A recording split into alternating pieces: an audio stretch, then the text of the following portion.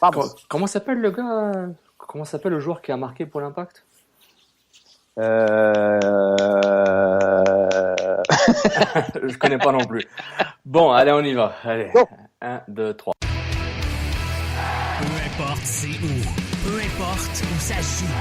MLS, Ligue des champions, Euro, Mondial. On en parle tout le temps. Dit comme ça fait vraiment bien, mais en vérité, on parle surtout de l'Impact. Football Club, les pionniers du podcast soccer. C'est la référence soccer à Montréal. Tout simplement, les meilleurs. C'est le Cannes Football Club. La poutine du soccer. Bonjour, bonsoir et bon après-midi et bienvenue à un nouvel épisode du podcast du Cannes Football Club, édition Couscous Piri-Piri. Bienvenue à l'édition du 4 mars 2018, l'après-match Impact de Montréal contre les Whitecaps de Vancouver. Se joint à moi comme d'habitude l'éternel, l'expert du poulet épicé, le Piri-Piri du football québécois, Nilton Georges. Hola, comment ça va, Sofiane? Ça va très bien, Georges, je vais très bien. Avec mon accent très pro-portugais. Donc, merci beaucoup, Nilton, de te joindre à moi à cette belle aventure d'après-match. L'Impact vient de perdre 2-1 face aux Whitecaps de Vancouver à Vancouver. Le match d'ouverture du Bleu Blanc Noir édition Rémi Garde est une défaite. On s'y attendait un peu. On va parler des détails de ce match-là. Je voudrais accueillir tous ceux qui nous écoutent en ce moment sur vos podcasts, balado-diffusion, quelle que soit votre application, vous nous cherchez, c'est Cannes Football Club Plus sur différentes plateformes. Et puis sinon, vous allez sur notre page Facebook, facebook.com/Cannes Football Club, ou Twitter @CannesFootClub pour avoir tous les liens pour les différentes plateformes qu'on préfère. Et n'hésitez pas à interagir aussi quand vous nous écoutez, puis on dit une niaiserie, ou des fois on dit des bonnes choses, mais à argumenter sur Twitter à mesure que vous écoutez. On va être disponible, on va vous répondre. Puis c'est ma partie préférée. C'est le but du jeu. C'est ma partie préférée. T'as raison, quand on nous écoute, on dit Sofiane, t'as dit ça, pourquoi t'as dit ça, t'es nul. Des fois, ça nous permet de se souvenir de ce qu'on dit. Ah oui, c'est vrai. Souvent, on oublie 5 minutes après parce on est comme dans un trou noir de données footballistiques, puis on oublie tout ce qu'on dit. Puis des fois, on se rend compte que ce qu'on a dit se retrouve ailleurs. Ça, c'est encore mieux. Milton, c'est notre secret, il fallait pas le dire. Un bonjour à tous les Godfallers puis à tous les haters. Donc, peace out. Donc, on commence les évaluations. C'est les premières évaluations Saputo d'or, Tropoutine, Gérard d'Infoin du Cannes Football Club, édition 2018, édition Rémi Garde. Donc, pour vous rappeler, Saputo d'or, c'est le joueur de l'Impact de Montréal qui a eu la meilleure performance. Tropoutine qui a eu la pire performance. Et le Gérard d'Infoin, c'est le moment WTF, bizarre, loufoque, marrant, nul, que vous avez vu autour du match, que ce soit via votre télé, sur le terrain, ce que vous avez observé sur un joueur ou un fait de jeu. Quelle que soit votre évaluation, on a hâte de vous écouter. On va commencer par nos évaluations. Saputo d'or, Nilton, je te laisse commencer par le Saputo d'or. Ouais, c'est pas facile le Saputo d'or sur ce match-là parce qu'il y a personne qui a vraiment eu un excellent match. Je vais être audacieux comme mon premier Saputo d'or, puis j'ai vu plusieurs personnes le donner après le match. Leur trop de poutine à ce joueur-là, mais je vais m'expliquer. Moi, j'ai aimé le match de Victor Cabrera. Moi aussi. Parce que quand on regarde statistiquement, là, Victor Cabrera, il a joué pour 2 défenseurs centrales. Raitala, à côté de lui, là, essaye de deviner combien d'interventions défensives il a fait pendant tout le match. En moyenne, un défenseur central va aller se chercher 10, 15 facile. Là. Moi, je veux dire 3, 2 ou 3. Exactement, 3 interventions. Là. Ça c'est terrible. Là. Ça veut dire que Victor, il a dû y aller dans tous les duels. Il est au-dessus il y a à peu près 20-25 duels. Mm-hmm. Oui, il a eu l'air fou quelquefois. Oui, il a accumulé une tonne de fautes, mais c'était des fautes nécessaires. Là. Oui, puis l'arbitre, le Fischer, abusé sur quelques fautes qu'il appelait sur Cabrera. C'était pas nécessairement des fautes, mais bon, donc, l'arbitrage... Je lui donne mon Saputo d'or parce que le plus gros travail, au niveau, si on regarde le 11, là, celui qui a eu le plus de travail à faire et qui a mieux réussi son travail dans les circonstances, c'est Victor. Ouais, je te rejoins. Je suis d'accord avec toi pour Saputo d'or. Moi, j'allais hésiter entre lui ou Taider. Je donnais à Taider. Ça fait Taider, il était pas du tout mauvais. Il a fait son rôle de 8, 6,5, 8 et demi, dépendant de ce qu'il a fait. Il a du volume de jeu. On a vu vers la fin qu'il était tanné un peu. Hein. Oui, ben lui, voilà quoi, il s'attendait qu'il y ait plus de mouvement. Il est habitué à jouer avec Brahimi, puis avec Mahrez, puis avec Slimani. Donc, quand je trouve avec Mancuso, Piatti, puis Edwards au début où il avait du mal à se retrouver, ben c'est frustrant, c'est vrai. Puis vers la fin, Vargas et Petrasso qui étaient assez frustrants aussi. Donc, Ouais, il attendait les courses qui venaient pas. exactement. Il était un peu déçu. Mais bon, ça va arriver, hein. Ça va arriver quand il y a un écart de niveau et de technique sur un terrain. Et c'est vrai. Ça va arriver, cette frustration-là. Même si dans le match, les 10-15 dernières minutes, après le but de Mancuso, on a vu clairement l'Impact avait plus d'énergie, il avait la confiance, c'est normal. Vancouver ne voulait pas se prendre ce deuxième but et repartir seulement avec un point au lieu de 3. Donc c'est ça. Donc ok, Saputo d'or, c'est fait. Le trop Poutine, moi je veux donner, c'est clair, c'est Raheem Edwards qui a été catastrophique à mon avis. Merci. Il a été vraiment très très très mauvais. On s'en parlait en privé. Je pense que c'était toi, peut-être avec Alec aussi. Je disais clairement, il était tellement mauvais au début, mais ensuite de se rattraper avec des choses intéressantes pour ensuite me ramener à la réalité et faire encore des mauvais choix. Donc on savait que c'était pas un ailier pur et dur. Il avait beaucoup de déchets dans son jeu, mais ce déchet-là était pas acceptable par rapport à son taux de réussite. C'est pas comme s'il réussissait beaucoup. C'est pas comme s'il réussissait 30%, ce qu'Alphonso Davies faisait de l'autre côté. Puis c'est pas le même profil du tout que Davis, mais en termes de percussion, il driblait sur place au lieu de dribbler avec du mouvement. Comme on avait dit, dès qu'il commençait à bouger avec le ballon, on a vu qu'à faire dans les cas du mal, mais dès qu'il faisait des 1-2, des passes rapides, c'était beaucoup mieux, mais il le faisait pas assez. Et puis et je trouve que c'est c'est contrôle. C'est le plus gros problème. Toutes les sources de problèmes pour Raheem, c'était ses contrôles, toujours un peu trop lourds, un peu comme Oduro dans le fond, mais je trouve qu'il n'y a pas assez d'exécution. En temps en temps, il avait des bons contrôles, mais c'était sur place, il n'y avait pas de mouvement. Donc, le temps que tu contrôles le ballon, tu te retournes, tu fais face à l'adversaire, il est déjà sur toi. Donc, exact. C'est dommage. On le voyait venir en match pré-saison. On le voyait venir. Oui, on aimait sa fougue, son énergie, mais un joueur qui court beaucoup sur un terrain, ça plaît au début, mais il faut qu'il amène quelque chose, là. Puis, du côté droit, c'était pas terrible. Puis, j'ai pas aimé son langage corporel, il abandonnait, il marchait sur le terrain. Mais je pense qu'à la fin, il avait plus de jus, je pense. Oui, mais même en première demi, hein, il laissait souvent Petrasso un peu seul dans les 1-2. Forcément, il avait l'air ridicule. Pas convaincu du tout qu'il va commencer le prochain match. C'est possible. Regarde, c'est à lui de perdre son poste. Puis là, il s'est pas du tout aidé. On est d'accord sur ça. Ça, c'est clair. Mais Edwards, trop Poutine. On va parler en détail du positionnement dans les débats un peu plus tard. Le moment gère d'un point pour toi, Nilton, pour compléter ces informations. C'est les 5 premières minutes. À chaque fois, les 5 premières minutes de match, puis la minute 45 à 50, ça prend à peu près 5 minutes pour que l'eau s'évapore sur un turf. Là, c'était ridicule. Vous voyez les joueurs tomber partout. À un moment donné, j'avais peur. Là, j'ai vu Taider, puis j'ai vu Piatti avec une jambe un peu croche. Là, s'il avait fallu qu'on perde un de ces deux joueurs-là suite à une glissade, là, ça aurait pas été drôle. Non, c'est vrai. Puis on aurait pu mettre la trame sonore de Benny Hill pendant les 5 premières minutes où ça tombait. Bush glisse en essayant de dégager les 6 mètres. Kai Kamara décide de ne pas marquer un but. Donc voilà, Kamara était très gentil, Kai Kamara.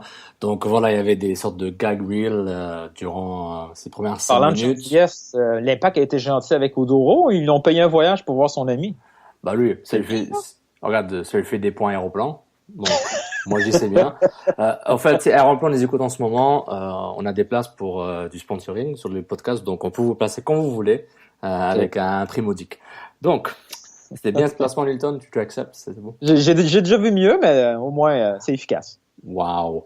Donc voilà. Bon, moi, j'ai l'air d'un foin. Je suis avec toi. C'est ces 5 minutes où l'Impact était égaré comme une brebis là, qui cherchait son troupeau.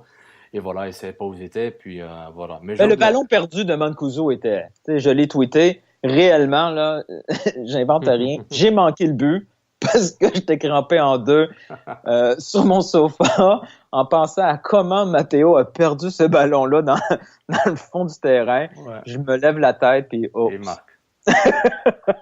C'est triste un peu. Ça va. Mancuso était beaucoup mieux en deuxième mi-temps comme le reste de l'équipe. On va parler de ça en détail. Il est relancé, on l'a vu à la télévision. Il est relancé. Il y a 3 buts en 4 matchs. Qui a dit ça? les statistiques. Ah, ok. TVA Sport nous a sorti ce bijou. 3 buts en 4 matchs. En 4 matchs. Ok. Il est relancé. Je n'ai pas de commentaire.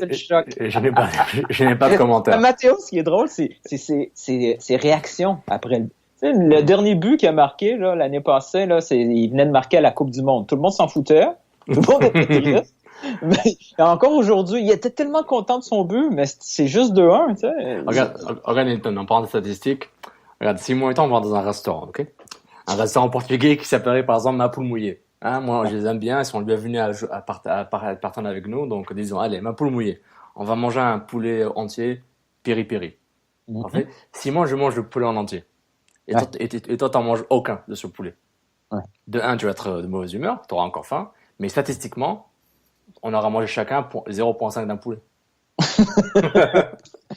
Ouais, t'es fort. Statistiquement, t'aurais mangé la moitié d'un poulet, alors que c'est pas vrai, mais statistiquement, 2 personnes, une table, un poulet. Voilà. Le pire, c'est qu'il y avait le but égalisateur là, dans ses pieds. Là, c'était... Oui, et puis... Imagine le podcast qu'on aurait aujourd'hui, là. 2-2 avec 2 buts de Matteo jouant mal. J'aurais pas enregistré du tout. J'aurais refusé. Non, mais blague à part, après son but, on voyait plus d'énergie, il faisait plus de courses, mais aussi l'impact jouait un peu plus haut parce que Vancouver sentait la pression. Bon, je vais lire rapidement quelques évaluations de notre public. Donc, je vais prendre de façon aléatoire, comme la loterie. On va donner d'abord un bonjour à Christian Demers, qui donne son sapotoir à Davis. Bon, il donne un jour de Vancouver. Bon, c'est parfait. Bon, ça me dérange pas, là. Mais il mérite. Parce qu'au fond, c'est pas écrit dans le texte que c'est juste un joueur de l'Impact, mais on le dit souvent que c'est pas un joueur de l'Impact, mais...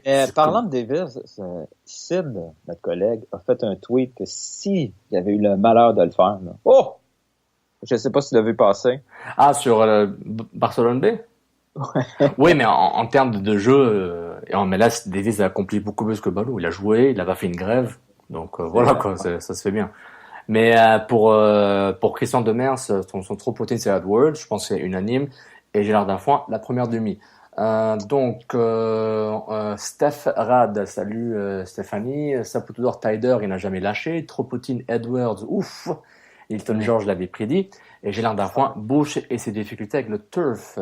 Un autre aléatoire, Patrick Anfedak, Pat Anfedak, son Saputo d'or c'est Tider, partout.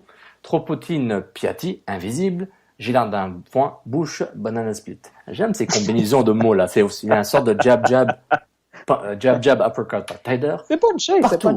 Ouais. C'est ça. Bing bang boom. Bing bang boom. Donc voilà. Merci beaucoup pour ceux qui ont évalué sur Internet. Continuez à utiliser les hashtags. On va les utiliser. On va interagir avec vous durant toute la semaine. Hein. C'est le match est fini, mais l'après-match continue tout le temps jusqu'au prochain match qui est contre Columbus à Columbus. Maintenant, Hilton, t'as lancé ton fameux tweet de délivrance au public. Vox Populi veut parler et on va écouter. Donc, on va commencer par la première question du peuple pour ce couscous piri-piri. Tu y vas ou j'y vais? Vas-y en premier. Bon, la première question qui est arrivée était assez intense. C'était tout simplement impact égale une catastrophe. On fait quoi avec ça? Oui, c'est le genre de commentaire qui arrive aussi régulièrement quand c'est pas beau à voir. La première demi, on s'entend que si on a eu le bonheur de voir quelques autres matchs MLS samedi, et voir les 45 premières minutes de Seattle, LA, c'était pas le même genre de niveau. Mais c'était voulu parce que l'Impact de Montréal se retrouvait dans une situation de catastrophe, c'est-à-dire un seul défenseur central. Il fallait on l'a vu là, la consigne, contrairement dans les matchs pré-saison, il y avait aucun pressing là. On laissait le ballon clairement à l'équipe adverse tant qu'il dépasse pas la ligne du centre. Donc c'est un autre genre de match qu'on voit là. Je suis d'accord. Et des ballons, une fois qu'on gagnait les ballons, c'était compliqué parce que si on allait vers le côté droit, c'était un ballon perdu par Edwards. Piatti a presque eu aucun ballon à gauche. Donc, oui, tu sais, quand on regarde les 45 premières minutes, on dit, ça va être long cette saison. Mais c'était déjà mieux dans la deuxième demi. C'est vrai, mais en termes de jeu, tout ce qu'on a vu de l'Impact pendant ces 90 minutes même durant la bonne période, qui a duré 10-15 minutes, plus ou moins, je tergiverse, c'est vraiment, on s'y attendait, parce que tu commences avec un 11 partant pour débuter ta saison, avec un côté droit qui était louche, un attaquant qui avait donné aucune garantie, t'avais pas de troisième milieu de terrain pour jouer avec Piet et Taider, il te manquait un défenseur central titulaire, donc on parle de 4 postes avec des doutes ou des confirmations que c'est pas bon. Donc c'est 4 postes sur 11 où t'as aucune idée de ce qui va arriver. Et t'as les nouveaux. Taider, ce qu'il va bien faire, on assume que oui. Piet, oui. Quand je dis nouveau, il commence une saison, donc c'est quand même nouveau pour lui. Petrasso, ça vaut quoi? On l'a vu. On a vu un début. Donc il y avait tous ces points d'interrogation. Est-ce que Lovitz serait redevenu le défenseur de l'année qu'on a connu l'an dernier? Il a prouvé que oui, hein, Nilton? Oh, il a très bien joué. Oui, il a fait un bon match. Je dis ça en blaguant, là. C'est juste pour blaguer. Mais c'est plus. Ben, des fois, c'est comme ça, hein. C'est comme à l'école avec les enfants. Tu sais, on leur donne un petit collant. Ils deviennent bons après le collant. Pas avant. Après le collant. Donc c'est ça. Donc non, c'est un bon point. les petites étoiles puis les smiley face sur les devoirs. Mais voilà, c'est l'ambiance générale que le match de l'Impact était une catastrophe. Oui, le jeu était pauvre, était inexistant parce que c'était pas du tout dans les plans du staff que l'Impact joue au ballon. Ils n'ont pas les joueurs, même si une grosse mention honorable avec Kroliki. Une grosse mention honorable, vraiment. Comme premier match, là. Je trouve que le premier match, de passer du collège américain à jouer entre 10 et 25 matchs au top, au maximum, pour te retrouver en MLS contre Taibert contre Taibert, contre Juarez, contre Reina, c'est pas mal. Il lui manquait juste la confiance. Je l'ai tweeté plusieurs fois. Il y avait des options claires. Il y avait des couloirs de passe vers l'avant. Il y avait des trucs à tenter. Des fois, il pouvait tout simplement se tourner vers le but puis tenter une montée avec. Mais non, il jouait simple. C'est correct. C'est son premier match. Avec la confiance, peut-être qu'il va développer quelque chose d'un peu plus intéressant au niveau de la créativité. Oui. Mais il n'y avait pas l'air d'une recrue, là. Je veux dire, c'est un choix de troisième ronde. Il a aligné 90 minutes. Il n'a pas nui à l'équipe. Il n'a pas nécessairement aidé à gagner, mais c'est pas lui qui a fait les erreurs sur le terrain. Il y a eu d'autres joueurs qui ont l'air plus faux que lui. C'est de la belle profondeur qu'on a avec Kroliki. Non, c'est vrai, c'est un bel œil de Rémi Garde. On va assumer que c'est bel et bien lui qui a voulu de lui. Donc bon travail. Et puis même quand il allait vers l'avant, quand c'était lui qui était le troisième milieu de terrain le plus haut, le plus offensif, il portait le ballon, il essayait. Et comme tu as dit, il perdait des ballons et il prenait pas le bon choix au bon moment. Ça arrive, mais c'était bien. Moi, je dis bien Kroliki. Bienvenue dans Welcome to the Big League, comme ils disent. Next question. Vas-y. Est-ce qu'on compile? Marc-André, oui, quoi? On compile les questions de Raïm. Je pense qu'on en a 3 ou 4, là. Oui. On a Marc-André Montmani. J'ai une question. Au lieu de chercher un attaquant pointe, est-ce qu'un droitier serait mieux? Edwards a réussi environ 15% de ses jeux. Ensuite, Kevin Couture, la Raïm Mania est-elle enfin terminée? Ensuite, je pense que c'était ça. C'est pour Raïm. Donc on va les. Sinon on parle. Il y a MNH qui nous demande si Choignard devient une bonne alternative à Edwards. Ok. Mais on rentre dans le sujet chaud de ce match-là. Oui, même si l'Impact a des problèmes beaucoup plus graves que Edwards ou Choignard, mais on va parler de ça quand même. Mais ultimement, il faut qu'ils choisissent entre les opportunités puis le besoin le plus urgent. Et entre les deux, c'est pas nécessairement l'Impact qui va choisir parce que si jamais il y a une possibilité d'obtenir un avant-centre de qualité, ils vont le prendre en premier. C'est sûr. Mais même si après coup, on voit que Edwards, c'est pas nécessairement une solution long terme, match après match, c'est selon ce qui va être disponible jusqu'au 1er mai parce que la période de transfert ferme au 1er mai. Donc, il nous reste encore un peu de temps. Mais Edwards, son poste, il y a quand même des options. Oui, Choignard, c'est une option. Vargas, c'est vraiment la vraie option sur le côté droit. Je pense que c'est Vargas qui sera titulaire contre Columbus. Exactement. Et c'était dans la vision à long terme. Une fois signé, on a quand même sorti beaucoup d'argent, là. C'était pas cette année l'argent qui est sorti, mais on a quand même sorti des millions de dollars pour des millions. Peut-être j'exagère, là. C'est quoi, 1 quelques millions? C'est peut-être pas 2 millions. Mm-hmm. Mais Vargas, c'est sa place. C'est son poste. Oui, Edwards est là un peu par défaut parce que au camp d'entraînement, c'est celui qui était capable d'aligner les 90 minutes puis il reste personne apte à débuter un match. Mais dès que Vargas est prêt, c'est lui. Et éventuellement, Choinière, s'il peut garder sa santé et prouver dans un match qu'il est capable d'être constant, il peut causer des problèmes à Edwards. Mais il faut que l'Impact aussi commence à se replacer sur le terrain. Il ne peut pas juste jouer aussi bas, même si l'équipe en face de toi est supérieure à plusieurs niveaux. Même Vargas, il pourra faire mieux qu'Edwards, mais je pense pas qu'il va améliorer le jeu de l'Impact de façon exponentielle. Je sais pas ce que t'en penses, Hilton. J'ai pas l'impression que soudainement Vargas va dire OK les gars, on est devenu une équipe qui va viser le championnat MLS. On a un problème si c'est pas le cas parce que c'est un recrutement hyper important. Oui, mais comme on a vu l'Impact jouer, puis le fait que Kroliki remplit un rôle intéressant, mais ça va pas être assez pour voyant ce que les autres adversaires ont déjà ramené comme joueurs, c'est difficile, Hilton. Tu vois, les remplaçants de Vancouver, c'est Philippe et Shea qui sont rentrés. Du côté de l'Impact, c'est Vargas et Choinière. Donc, on voit une différence dans le recrutement, on voit une différence dans les choix de joueurs disponibles. Et même avec ça, Garde, elle fait une chose intéressante, elle joue avec 3 défenseurs, Piet qui recule et qui laisse le monde monter en sortant Raitala. Ça, c'était bien. Mais dans le jeu de l'Impact, là, on joue de la prudence, mais à un moment, ça va les rattraper. Moi, je leur donne 5-10 matchs parce que c'est une nouvelle équipe. C'est beaucoup, 5-10 matchs. C'est le tiers de la saison, 10 matchs. Mais ils ont besoin de temps. Il manque des joueurs. Même s'ils ramènent Rod Fanny, qui devrait être signé dans quelques heures ou d'ici demain. Probablement avant que vous écoutez le podcast. Exactement. Et puis, c'est une information de Karim Benani de Canal+.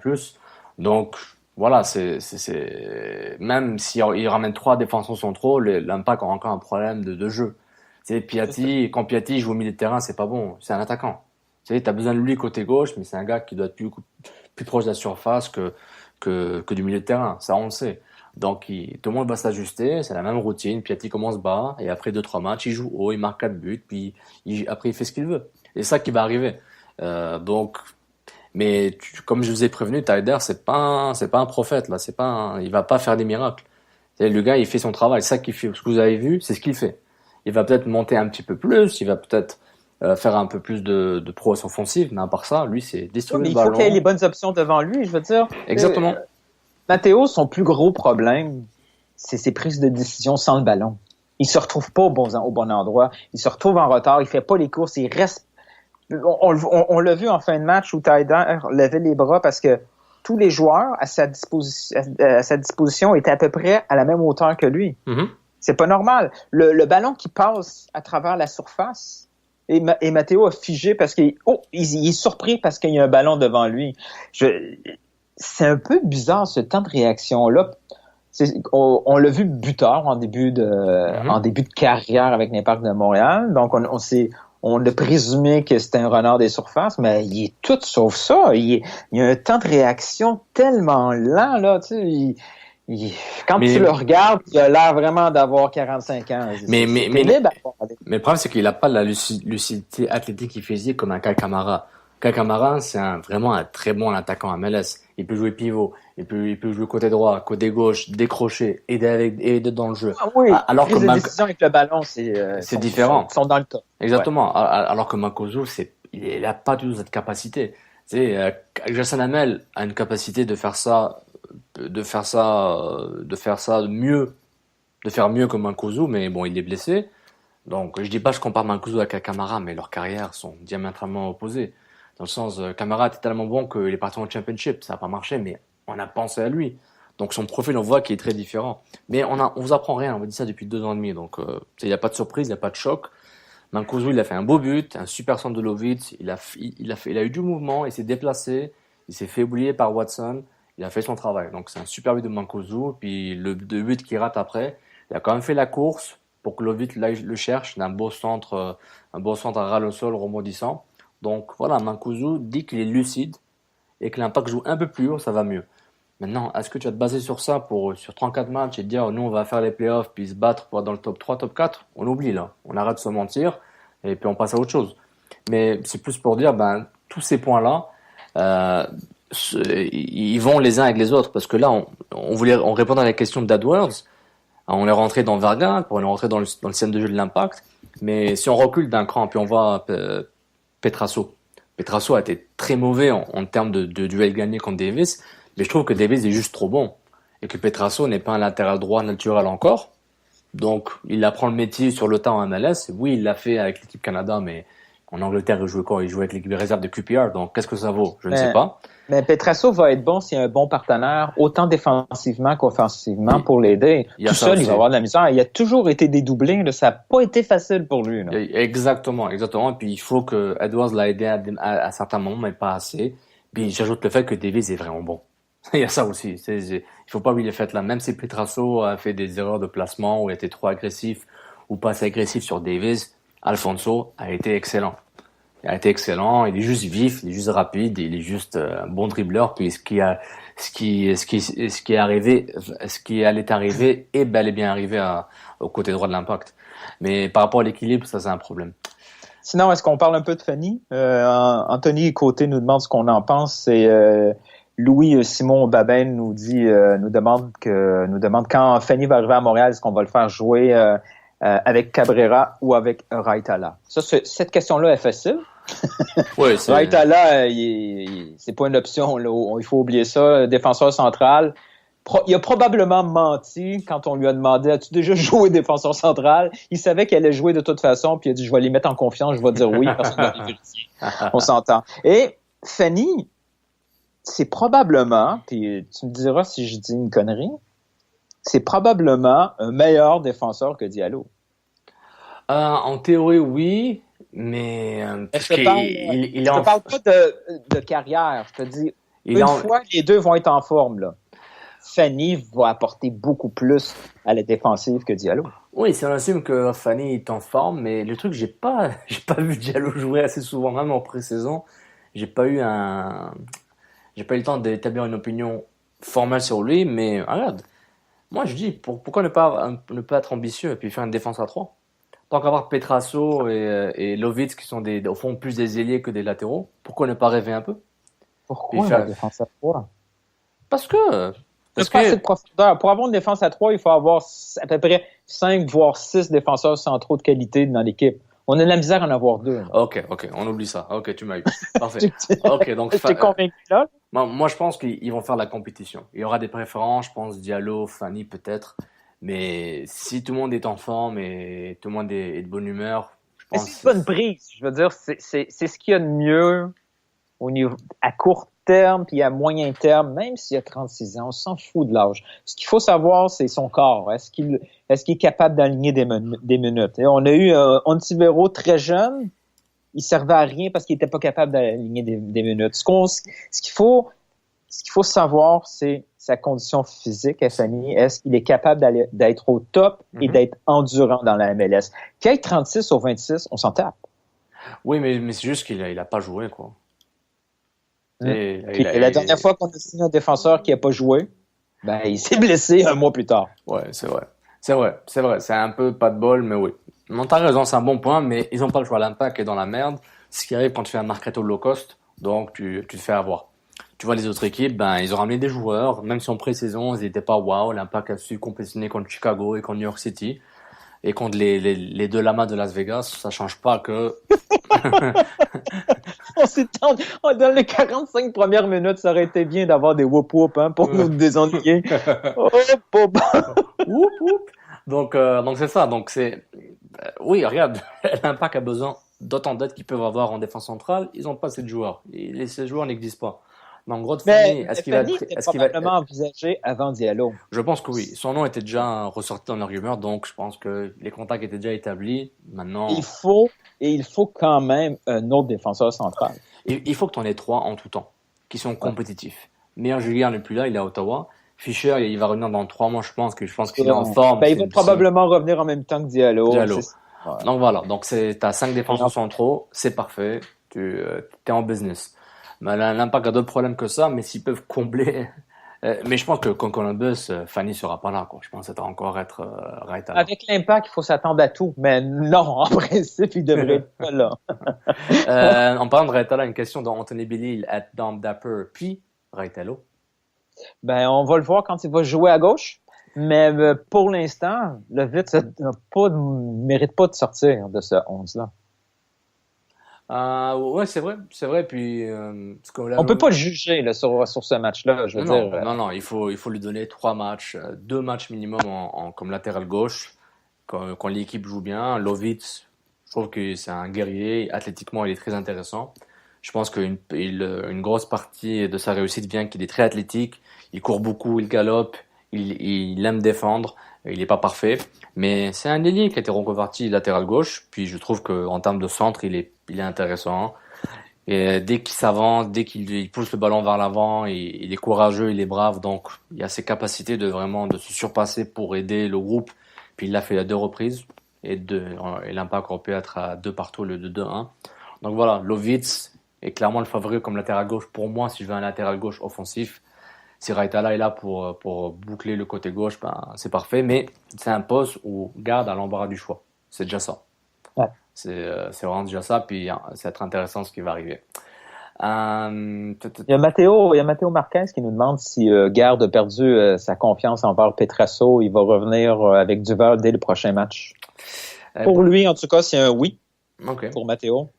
Moi, je suis pas convaincu encore. Il va laisser plus qu'un match pour Petrasso. C'est vraiment un style de joueur beaucoup plus technique que Garde veut avoir sur un terrain. Duval, c'est le typique américain qui court, qui se donne, mais qui est limité. Mais il peut être aussi très, très efficace, Duval. On l'a vu, là. Mais selon moi, Petrasso va pas perdre son poste comme ça. Il va falloir qu'il enligne des plus mauvais matchs que ça avant que Duval se retrouve sur le terrain. Je sais pas ce que tu en penses. Non, je suis d'accord. Puis c'est pas comme si Petrasso c'est pas comme si Petrasso n'a pas travaillé.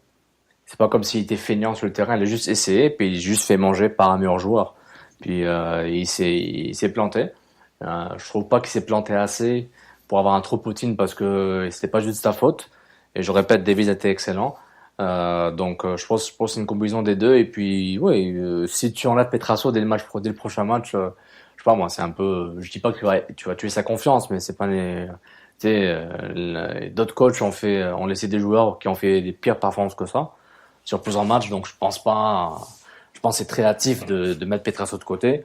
Mais encore une fois, on savait que c'est un des deux. On savait que Petrasso était favori pour le poste. Mais encore une fois, Garde a le luxe d'avoir deux joueurs qui jouent au côté droit, au poste de latéral droit, puis il va les utiliser. Donc peut-être s'il voit qu'à droite ça marche pas, il va mettre Petrasso comme il est droit, puis Duval derrière lui. C'est faisable. Ils ont une semaine pour travailler jusqu'à Columbus, puis ils ont amplement le temps de savoir ce qu'ils vont faire parce que voilà, ils ont eu toute une pré-saison pour se préparer. J'espère qu'ils vont pas se planter et faire du n'importe quoi là, parce que la saison est longue, mais le mois de juin. Le prochain match à Columbus, j'ai vu le match contre Toronto. Ça joue bien, ça monte. Oh là là, ça va paraître un peu plus quand on va avoir Altala puis Cabrera en défense centrale. Victor, il est mieux de slacker le maté cette semaine parce il va avoir besoin de tous ses muscles. Zardes, Higuaín, Pedro Santos, c'est pas mal. C'est pas mal du tout.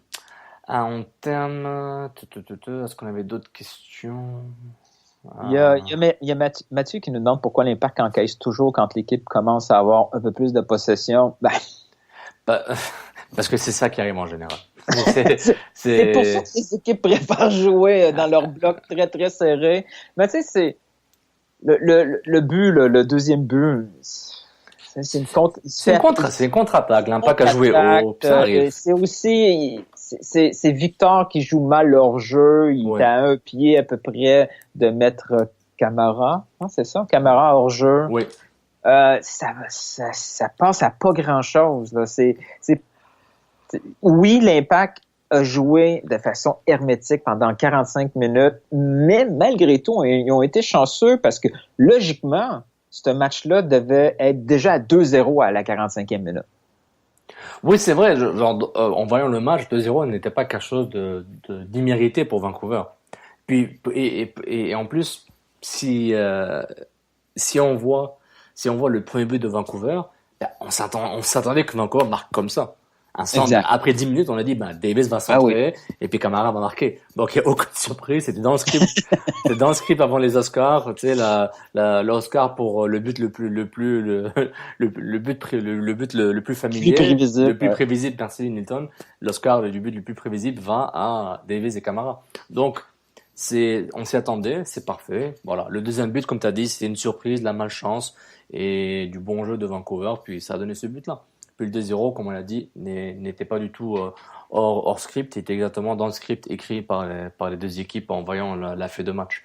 Et en termes de position de ballon, c'est question de style. Tu sais, Vancouver joue à la maison, ils ont les joueurs pour garder le ballon, même avec Philippe et Brek sur le banc. Ils percutent. Mais ce qui est intéressant, c'est que l'Impact a donné le côté droit et le côté gauche, par choix et aussi parce que Vancouver jouait là-bas.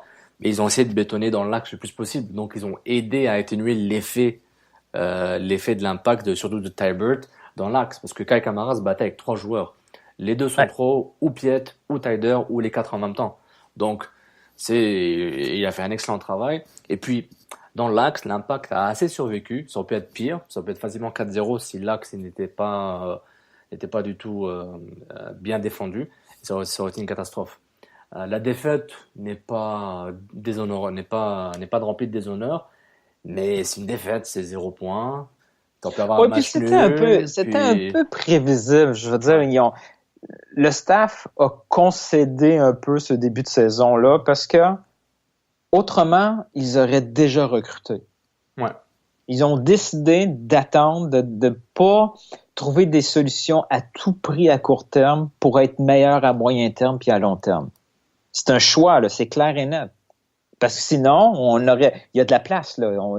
Il y a 5-6 places de disponibles. On aurait pu signer, il y a des joueurs de disponibles. Donc, voilà, le fameux téléphone. Donc, Rémi Garde veut absolument avoir les joueurs qu'il veut dans son effectif. Il aurait pu signer un Périnel, mais non, il a décidé d'attendre et d'être sûr de signer Fanny, même si ça va prendre 2-3 semaines avant qu'il puisse se retrouver sur le terrain. Donc, on est passé proche d'aller chercher un point miraculeux. Cette défaite-là, puis l'Impact de Montréal va toujours être pris avec un calendrier défavorable en début de saison compte tenu de nos conditions climatiques. Ça va toujours être compliqué. On va toujours courir après les points dans le classement général parce que jouer 4-5 matchs sur 5-6 à l'extérieur, c'est une garantie que ça va être compliqué. Ça va être une garantie aussi que au niveau, pour les yeux des spectateurs, c'est une petite panique qui va s'installer parce que les premières victoires vont pas arriver. Tout ce qu'on va dire semaine après semaine, c'est est-ce que ça sera finalement cette semaine que l'Impact de Montréal va aller chercher sa première victoire? En MLS, c'est compliqué de jouer à l'extérieur. Et là, en plus, on n'a pas de profondeur. Rémi Garde a utilisé 2 changements. Il y a pas d'autre option. Donc, oui, tu sais, on voit, ils ont perdu, ça n'a pas été beau, mais on le savait que ça allait être ça en début de saison. Ça va être encore plus compliqué la semaine prochaine à Columbus parce que Columbus est encore mieux rodé et efficace offensivement. L'Impact va souffrir là, à Columbus. C'est vrai, mais il se peut que l'Impact évolue. Maintenant, c'est une première leçon pour Rémi Garde et les joueurs. Ils vont apprendre à se connaître. Mais et c'est un très bon point. Tu as fait une très belle analyse, Nilton. Puis ce que je trouve intéressant aussi, et le fait que il n'y a pas nécessairement, je trouve pas qu'il y a beaucoup de leçons à apprendre ce match-là. Il y a des leçons, dans le sens les nouveaux, le feeling de jouer en MLS, une nouvelle équipe, de nouveaux coéquipiers, mais il y a rien de, c'est comme s'il y avait un gouffre entre les attentes du club, de l'effectif en soi, et ce qu'ils ont pu produire sur le terrain. Tu sais, les joueurs, ils se disent, on n'a pas de 3e milieu de terrain offensif. Notre attaquant, on voit les stats, en 2 ans, c'est quoi? C'est 13 buts en 2 ans, 14 buts en 2 ans. On a un côté droit, personne ne les connaît les 3. On vient de perdre notre meilleur défenseur central, entre guillemets. On a Piatic, on va espérer qu'il marque 15 à 20 buts. Donc, je pense pas que ce qu'on a vu de ce match-là, le club va se dire, on peut mieux faire. Oui, tu peux mieux faire, mais j'ai pas l'impression qu'ils se disent, on aurait pu marquer 2-2, on aurait pu dominer Vancouver. Je pense pas qu'ils se comptent des mensonges. Et puis Rémi Garde, il l'avait dit avant le départ à Vancouver, il a dit, c'est pas une finale de championnat, c'est juste le premier match. Et puis, comme il a pas la pression de la promotion de la relégation, il sait qu'il Non, exact. il a le temps de travailler, il sait qu'il doit faire les playoffs, il l'a dit, il a pas un contrat de 5 ans, il a un contrat de 2 Ouais, mais 3 ans. c'est pas il doit, mais même s'il les fait pas, il est là l'année prochaine. Là. Oui, c'est fait. Oui, oui, exactement. Donc, il faut pas paniquer. Mais j'ai pas l'impression que ils vont métamorphoser les choses. Je pense qu'ils vont faire des ajustements, mais ils savent exactement qui ils sont. Ils voient les joueurs. Oui, vas-y. La déception, c'est que Rémi Garde a été annoncé très tôt. Ils ont eu le temps de préparer ce club-là. Tu sais. C'est quand il a été annoncé, Rémi Garde savait déjà quelques semaines avant. Donc, tu sais, tout ça, la planification partait très bien. Tu sais. Ils avaient du temps, mais malgré tout le temps qu'ils ont eu face à eux, ils n'ont pas été capables d'être prêts pour ce début de saison. C'est ça qui est triste. On est l'équipe la moins prête pour débuter la MLS. C'est clairement, c'est du mercato low cost. C'est un mauvais mercato. C'est vraiment mauvais. Oui, puis j'entends les joueurs parler, j'entends le staff parler. Puis quand je dis le staff, je parle pas juste ceux qui sont sur le banc. Là. J'ai entendu l'entrevue d'Adam Braz qui a donné à Martineau, et j'avais l'impression qu'on était à une année d'expansion pour l'Impact de Montréal. C'était le même genre de discours que la première année. L'équipe commence à être bien formée, on voit des automatismes, des trucs. Mais voyons donc, ça fait 5 ans qu'on est là. Comment ça se fait qu'on me sort un discours d'expansion? On est vraiment l'équipe la moins prête. Puis je blâme pas. Je blâme le recrutement. Non, mais et éventuellement, ça va être compliqué à rattraper tout ça. Il va falloir qu'avant la fermeture du mercato d'hiver, qui est le 1er mai, il faut qu'ils aillent chercher des éléments clés pour quand même sauver le début de saison.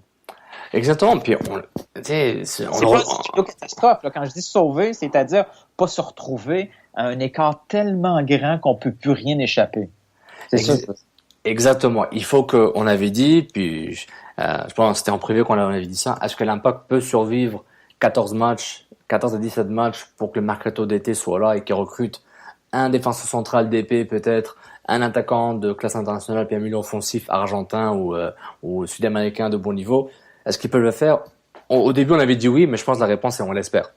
C'est plus on l'espère. Après ce match-là, on espère que l'Impact va survivre une dizaine de matchs, la moitié d'une saison ce qui est énorme. Donc tu dis l'Impact doit avoir 6 victoires et pas plus que 6 défaites, puis avoir des matchs à gogo pour pouvoir être encore dans la course. Pour viser ce que je vais dire, ça va peut-être faire paniquer les gens. L'avenir de ce club-là en 2018 est peut-être entre les mains de DeSantis. Il faut que DeSantis soit capable d'aller chercher un Di Vaio, un autre Piatti. Il faut qu'il soit capable d'aller... Parce que, tu sais, les éléments français, là, on peut s'entendre que Rémi Garde va s'occuper de ça, il va mais l'autre déclencheur, là, il faut que DeSantis soit le magicien qui va apporter le petit côté ouf que cette équipe a besoin au niveau offensif. Mais ce qui va arriver avec le rôle de DeSantis, si on reste en Amérique du Sud et centrale, c'est qu'on va assumer qu'il y a des agents qui lui parlent, qui lui présentent des joueurs, que lui a fait du scouting, qui a vu des matchs à la télé, etc. Il n'est pas obligé de se déplacer, hein. Il va juste avoir des matchs à la télé, puis il peut voir des profils qui l'intéressent. Et quand la MLS va dire à tous les clubs, bon, on a ce milieu de terrain qui est disponible, on a ce attaquant qui est disponible, qui est intéressé à bider pour lui, voici le salaire qu'on va lui offrir, l'Impact va dire, oui, lui, on le voit depuis 2 mois, je le veux. C'est comme ça qu'ils ont eu Piatti. Piatti, il avait l'intérêt individuel en dehors de la MLS pour Piatti, mais quand Piatti s'est présenté à la MLS, la MLS le présente au club intéressé, puis l'Impact a dit, lui c'est notre gars, on est dessus depuis longtemps, on le veut, on va lui donner le salaire qu'il a besoin, et c'est fini. Donc, c'est ce qui va arriver avec le rôle de DeSantis à ce moment-là, et aussi de Braz qui va travailler avec lui. Oui, puis exactement. Si Braz cette semaine nous sort Nguyen, ça va relancer aussi au niveau de confiance. Cette équipe-là aussi a besoin de confiance, là. Il y a besoin d'un élément positif parce que là, il commence la saison avec une catastrophe comme nouvelle. Là. Voir Diallo tomber, ça a dû faire mal au moral de l'équipe. Là. Et c'est vrai, puis c'est pas facile. Surtout qu'il a fait un bon camp, il était pas blessé, il était en forme. Oui, voilà, il tombait bêtement. C'est un de l'équipe. Voilà, déjà, même s'il vient d'arriver, c'est une pièce hyper importante dans le vestiaire, là, pas juste sur le terrain. Exactement, il est tombé bêtement. Puis ça arrive, les blessures comme ça arrive. Tu peux être en forme, la forme de ta vie, puis avoir 50 foot dans les jambes, tu tombes mal, puis boum, la cheville, le tendon, le genou, ça arrive. Et c'est important de prendre en compte que même s'il y a un certain positivisme autour du feu de paille court terme de la petite mini remontada que l'Impact a failli faire contre Vancouver, ça change pas qu'ils ont la même poutine va revenir là contre Columbus. Ils vont souffrir au début, ils vont se prendre un but, et après ils vont faire du rattrapage. À moins que l'Impact change de style d'agressivité, ou qu'on voit un Piatti beaucoup plus attaquant, qu'on voit une équipe qui joue plus haut, qui prend plus de risques, mais qui est prête à se dire on va se prendre des buts rapidement parce qu'on veut jouer plus haut. C'est une question de risque. Et comme on a vu la préparation physique et tactique du club en pré-saison, est-ce qu'on a vu comment les joueurs ont tenu plus ou moins 90 minutes? Je pense que c'est le bloc défensif qui va prendre le dessus. C'est la fiabilité, couper les espaces entre les lignes, bloquer l'axe au maximum. Sur les côtés, je pense que tu te débrouilles, puis c'est du one-on-one, puis t'as ta cape à former. Et Bush, tu sors plus souvent de ton filet. Bush, je trouve qu'il a fait un bel arrêt sur Camara, 2 fois. Voilà, quand t'as tous ces facteurs-là, et ça dépend que Mancuso doit marquer, Edwards doit battre son vis-à-vis, Piet doit gagner plus de ballons, etc., etc., etc. Mais quand c'est etc., c'est des facteurs X qui s'accumulent, ça met beaucoup de doutes sur ta capacité à vraiment produire du jeu. On sait que l'Impact n'est pas capable de le faire en ce moment. Et maintenant, il faut qu'il le fasse en bloc. Il peut pas le faire en termes de j'ai Higuaín, puis Higuaín va m'aider à monter le bloc vers le haut puis à jouer. Exact. Non, il faut que les joueurs ensemble se décident. C'est avec l'entraînement. Quand Petrasso monte, il faut que Edwards se mette disponible, il faut que Taider avec lui pour faire un triangle. Toutes ces combinaisons-là, il faut que Mancuso soit disponible, il faut qu'il se sacrifie, qu'il gagne le ballon. Tu vois, l'Impact faisait les bonnes choses contre Vancouver. C'est juste que dans le one-on-one, dans l'individuel, ça marchait pas. Kai Kamara, quand il va chercher le ballon, il va le gagner 3 fois sur 4. C'est son boulot, il est payé pour ça, puis il va le faire.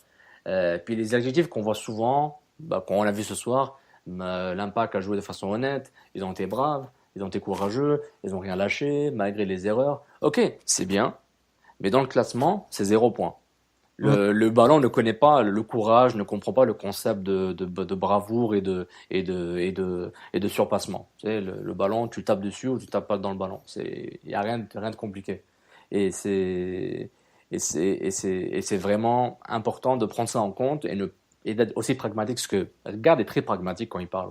Il est direct, langue de bois de temps en temps, mais souvent il dit ce qu'il pense. Donc voilà, oui, puis c'est très clair. Puis il va essayer en tout cas de convaincre ses joueurs, parce que lui, sa volonté, là, les 45 premières minutes, la façon que le club a joué, c'était pas de la façon que lui voulait. Tu sais, oui, le positionnement de l'équipe dans sa surface, ne pas faire de pressing, oui, c'est clairement une consigne. Mais une fois qu'il gagnait le ballon, c'était un peu la catastrophe au niveau de la distribution de balles. Il voulait un peu plus de possession. Ce qu'on a vu en pré-saison. Mais là, face à une équipe MLS bien rodée et dans un match, pas de pré-saison, dans un match de saison, ils avaient un peu plus de difficulté à faire ça. Puis on l'a vu, ça a changé. Ça a changé dès la deuxième demi. Le jeu était un peu plus posé. On voyait, là, tu sais. Rémi Garde va essayer de passer le message à sa gang contre Columbus qu'il faut pas seulement subir, parce que juste subir, éventuellement, le but va venir. Puis une fois que tu as le ballon, c'est beaucoup moins dangereux. Tu sais, mais oui, ça, c'est leur volonté, mais il faut avoir aussi des éléments pour le faire. Il faut qu'un Króliki, par exemple, cherche des options à l'attaque. Il faut qu'un Edwards soit beaucoup plus efficace avec le ballon. Et si après ce match-là, Rémi Garde se dit, non, c'est un élément problématique de mon équipe. Edwards fait en sorte qu'on n'est pas capable de garder le ballon ou de produire. Ça sera pas long. Il va le sortir rapidement, dans la mesure où il y a de la disponibilité au niveau du joueur. Si Vargas n'est pas capable de faire 60 minutes, il va sacrifier ce côté-là, puis il va utiliser un Edwards 60 minutes. C'est ça le problème. C'est que cette équipe-là, j'en reviens à ce que j'ai dit tantôt, est pas prête pour le début de saison, pas au niveau de l'entraînement, mais au niveau de l'effectif. Tout à fait. C'est tellement clair que malgré les trous à combler, Garde a déjà décidé que tel joueur s'en va à Ottawa, tel joueur s'en va au Danemark. Lui, c'était, je vais pas prendre ce joueur-là parce que j'ai un trou dans l'effectif. Je le prendrai pas. Il me servira à rien sur le terrain. Donc, il est prêt à perdre ses points, ce qui est pas une mauvaise stratégie parce que de toute façon, le calendrier sera jamais favorable en début de saison. Donc, perdre des points où tu étais de toute façon pas mal sûr d'en perdre, bon, ben, c'est pas si grave que ça. Oui, c'est pas si grave, mais il faut pas faire l'erreur de se dire, oui, c'est le début, oui, on a appris plein de choses, oui, Garde a appris des choses, oui, mais les autres équipes ils sont déjà à 20 km en face de toi, devant toi. Donc, il faut que tu les rattrapes pour arriver au même niveau, puis on se dit, il faut que tu les dépasses. Plus le droit à l'erreur, exactement. Donc, tous les matchs à la maison, il faut les gagner, c'est un stress, c'est de la pression, là. Les pressions de résultats, c'est compliqué, là. Exactement. Puis les joueurs sont conscients de ça. Puis les joueurs, ils performent, ils veulent jouer, mais il faut pas se leurrer que on vous a prévenu, le Mercato était pas bon. On a vu la fameuse photo au centre Nutrilé où il avait les 8 joueurs qui se présentaient, tu sais, il avait Diallo, puis Taider, puis c'est ça. Oui, il avait du volume, mais c'était pour remplacer la moitié de ces joueurs-là, c'était pour remplacer des titulaires qui sont partis, de 1. Et voilà, il avait pas assez pour faire un top 14, top 15 en termes de joueurs dans ton effectif. Donc il y avait du monde, mais c'était pas assez parce que d'autres clubs se sont stabilisés et ils ont ajouté des joueurs. Il y a New York, tu sais, ils ont décidé d'échanger Philippe et de l'allocation et je sais pas quoi pour Parker. C'est ça bouge. Mais ces équipes-là avaient déjà leur plan de prêt. Contrairement à nous, puis c'est ça qui me gosse un peu, c'est que oui, on savait qu'on allait se débarrasser de Simon, mais sans savoir ce qu'on allait mettre à la place. Et ça m'énerve un peu. Oui, ça m'énerve un peu parce que on n'est pas en train de changer Duval par Petrasso, là. C'est négligeable, là. On change les éléments clés, là. On savait que Bernier allait quitter. Hein? Ça fait 12 mois qu'on le sait. Oui, on le savait clairement. Le milieu de terrain qui allait remplacer Bernier. On le sait qu'on allait avoir de la difficulté. C'est pas Taider qui remplace Bernier. C'est faux. Taider est arrivé comme ça, par surprise, comme plan B pour Blérim. Bernier, il n'a pas été remplacé. Ça, c'est inacceptable. Puis ils avaient le temps de le faire, puis ils le savaient. Puis Djemali, ils l'ont su un peu tard en janvier, mais on l'a su qu'il partait. Mais ça, au moins, ils ont trouvé une solution. C'est venu... c'est venu de la maison et tant mieux. Là. Ils ont été capables de trouver cette solution-là. Mais il y a des joueurs comme ça qui n'ont pas été remplacés et c'est une faute. C'est une faute attribuée à qui? Je peux pas la donner à Garde. Garde, il est là depuis... C'est pas lui qui a décidé que Simon était plus bon. Là. Il faut pas croire tout ce qu'on dit là. Non. C'était un choix financier, un choix personnel, c'est un choix multifacette. Exact. Pour qui exclut totalement Rémi Garde. Oui, Rémi Garde n'a pas dit je veux plus de Simon, mais mais on assume qu'il voulait plus de Simon. Disons qu'il s'intéressait pas à Simon. Disons. Non mais si on prend en compte cette hypothèse. OK. Tu remplaces Simon par Diallo, ok. Fischer, too bad, sa blessure est plus grave qu'il pensait, ok. Mais ça change pas que... savait assez tôt. Oui, c'est vrai. Et ça ne change pas le fait que tu avais le temps et tu le savais que tu avais besoin d'un effectif. Tu as besoin de 3 défenseurs centraux compétitifs en tout temps, minimum, plus les remplaçants. C'est plus les remplaçants des remplaçants en termes de défense centrale. Donc il y avait plein. Tu sais, même si Simon reste ou que Rémi Garde voulait vraiment pas de Simon. En fond, c'est pas important, parce que ce qu'il fait est fait. Mais ça ne changeait pas que la réaction pour combler l'effectif était inacceptable. Mais c'est un club qui est là depuis 2012, mon frère. On est en 2018. On recommence la même chose. On dirait qu'on met le rewind dans la cassette VHS, puis on rejoue le même film à chaque fois. C'est ennuyant. Et pendant ce temps-là, on voit les autres clubs qui réagissent rapidement. Rapidement, parce que... Et regarde, tu sais, c'était quoi le premier gros échange type transfert en MLS? C'était bien Dom Dwyer, je pense. Dom Dwyer qui partait. Tu vois, et tout le monde a commencé à suivre le modèle de Peter Vermes et Casey. Ok, ce joueur-là, il veut aller à Orlando, moi je l'aime bien, mais il va me coûter cher, il va donner un salaire trop cher. Boum. Je change et je reçois 1 million, 2 millions de TAM GAM et après je fais mes combines. Et je me retrouve des gardes experts, je me retrouve avec des jeunes latinos, je me retrouve avec des jeunes de l'académie. Donc, et tout le monde a suivi le cours. Meram, Zardes, Ola Kamara. Et l'Impact n'est pas rentré dans cette cour, dans la cour des grands en termes de transfert à MLS. Juste ça. L'Impact n'a pas pu boucler un transfert interne, un échange. Le plus proche, c'était Justin Meram, où il y avait un certain intérêt. C'est parfait. T'as pas eu Meram, ça arrive. Tu peux pas gagner à la loterie à chaque fois. Mais ça ne change pas le fait que c'est le même film, c'est prévisible, c'est ennuyant, c'est lourd, on paye le même prix, et le popcorn commence à être un peu fade. Un peu plus cher. Un peu plus cher en plus, et fade. Parce que on répète les mêmes erreurs. Même si avant, il y avait un peu plus de volume en termes de recrutement, la qualité était pas bonne.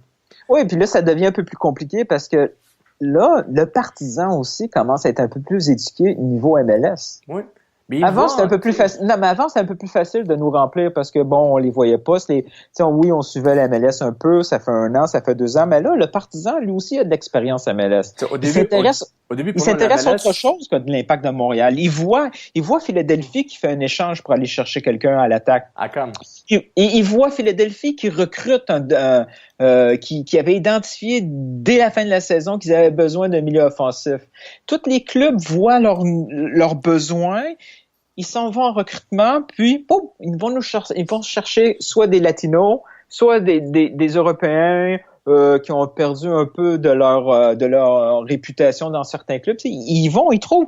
Nous, pendant ce temps-là, on se retrouve avec quoi? Avec Vargas par défaut, parce que c'est un recrutement un peu louche, on va dire. Oui. Avec un Taider, ça a bien donné parce qu'on a fait un swap à l'intérieur de la maison. Mais autrement, si c'était pas de garde, ça serait qui nos défenseurs? Ça serait quoi nos recrutements? C'est vrai, mais on voit que le fait que ça pas allé aussi vite qu'on pensait, c'est que Garde avait une certaine prise sur le mercato de l'Impact, et puis le club est au service de Garde. Donc Braz, il est pas là pour mettre les bâtons dans les roues. Il n'y a pas une complète de théorie que Braz et DeSantis veulent que Garde soit viré dans 6 mois et que voilà. Mais juste que je coupe, j'éteins le feu avant qu'il s'allume, juste pour être sûr. Donc, il faut juste qu'on soit conscient. Mais moi, ce que tu as dit par rapport au mercato de l'Impact, juste avant, que les Philadelphie a planifié à l'avance, etc. L'Impact aussi planifie. On le sait de source sûre que l'Impact fait souvent des moves, ils se demandent sur des joueurs, ils essaient d'avoir des échanges ou des transferts. Mais le problème, c'est l'exécution qui n'est pas là. Ça arrive. C'est l'Impact qui a eu Jim Miley. Même si la relation Bologne-Impact qui est assez claire, ils ont eu Jim Miley. Ils ont parlé. Oui, mais au niveau international, ils ont eu quelques succès. Mais que ce soit international ou local, il y a un problème d'exécution. Puis cette année, c'est pas normal parce que tout le monde accélère le pas. Tout le monde est en train de renouveler son effectif de façon exponentielle parce qu'avec les règles salariales, tu peux te le permettre.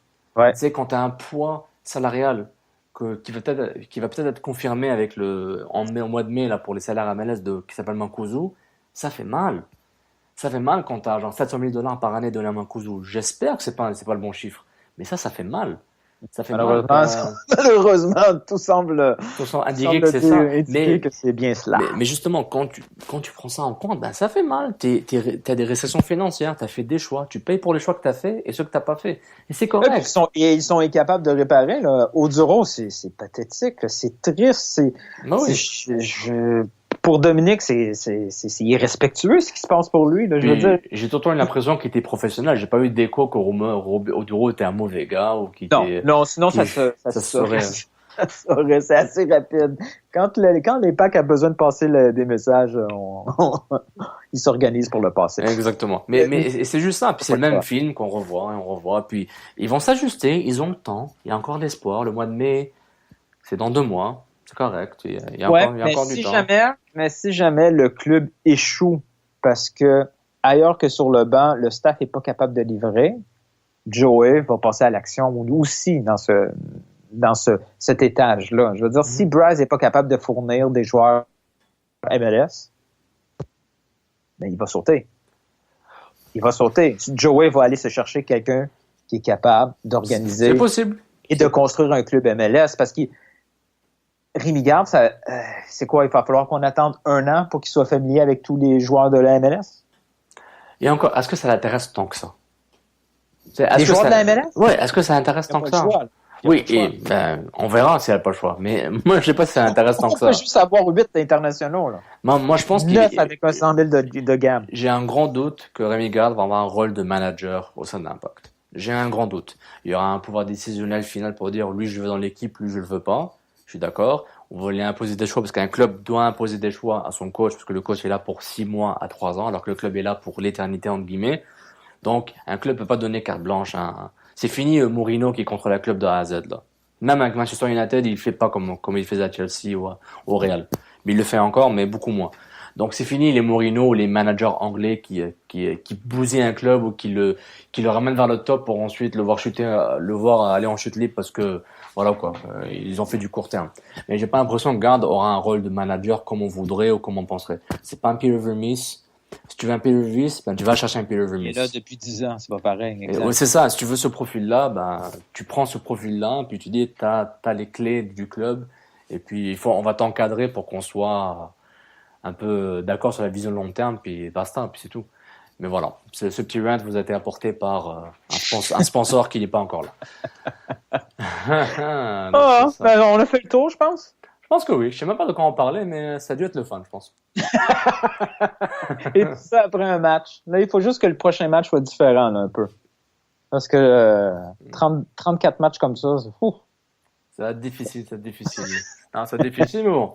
C'est encore tôt, on ne fait pas de jugement final. Il n'a pas de jugement final, il y a juste une question de temps, puis on voit l'évolution. Si tout le monde est content avec la bravoure et l'honnêteté du travail, puis l'acharnement, ok, ben, c'est vos standards.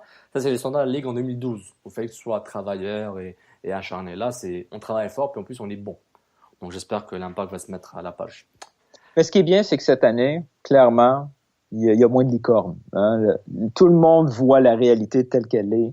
L'année passée, il fallait convaincre les gens que sur le terrain, c'était pas terrible.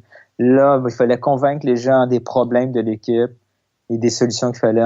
Là, aujourd'hui, c'est peut-être même un retour du pendule. Il y a des gens qui sont encore plus pessimistes que nous, mais on voit clairement que ce club-là a besoin de plusieurs nouveaux éléments, des éléments clés pour changer et devenir une équipe de séries éliminatoires. Non, c'est vrai. C'est vrai. Et puis ça, c'est un travail de fond, Nilton. C'est un travail tellement difficile. C'est pas un travail facile à faire. C'est vraiment pour planifier une vision d'un club, du jeu, une architecture, intégrer l'académie, intégrer les joueurs à MLS comme tu demandes souvent, intégrer le marché international avec des bons joueurs au bon moment, avec le bon timing. Tu prends tout ça là, c'est une grosse poutine complexe et compliquée. Et c'est normal. Sinon, tout le monde aurait un club de foot. C'est ça la beauté. Donc, t'es en train de dire qu'on recommence notre plan quinquennal, c'est ça? Ben oui. On est dans l'année... Il reste 4 ans au plan quinquennal. Ah, mais il faut le recommencer. Non, mais officiellement, dans le discours de Rémi Garde, il a dit que c'est l'année... Il reste 4 ans au plan quinquennal de Joe Saputo. Ben, okay. On va garder le même vocabulaire puis, pour qu'on soit pas en conflit avec les instances du club et de la Ligue. Je veux pas recevoir un message privé de Don Garber pour me dire Sofiane, sois un peu plus gentil avec l'Impact. Peut-être qu'il va te parler en français, lui aussi. Oh, ça serait bien, ça. Ça serait bien. La langue officielle du vestiaire de l'Impact. Ou est-ce que c'est l'anglais? Je ne me rappelle plus.